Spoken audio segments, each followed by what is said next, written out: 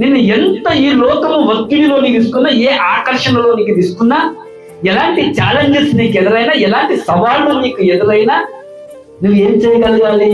నీలో ఉన్న ఆ దేవుని క్యారెక్టరే బయటికి రావాలి.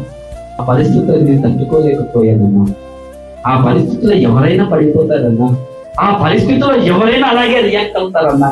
ఎందుకు రియాక్ట్ అవుతారు? నువ్వు లోకస్తులవా? నువ్వు వాక్యం తెలియని వాడవా? ఆత్మీయ జీవితం లేని వాడవా? చాలా టెన్షన్ ఉండేనా అప్పుడు. అందుకే అలా మాట్లాడేసిన. ఏం చేసినా అలా బూతులు మాట్లాడేసిన. చాలా కోపం వచ్చిందన్న భయంకరంగా, అందుకే కొట్టేసిన. ఆ ఆకర్షణ నేను తట్టుకోలేకపోయానన్నా, ఆ కోరికలో నేను ఉండలేకపోయానన్నా, ఆర్థిక ఇబ్బంది వల్ల నేను ఏమైపోయినా శోధనలో పడిపోయినా. Your life is different, your character is different. నీ ప్రవర్తన వేరు, నీ అటిట్యూడ్ వేరు, నీ స్వభావం వేరు. నువ్వు స్పెషల్, నువ్వు ఒక యూనిక్, నువ్వు ఒక ప్రత్యేకమైన వాడు.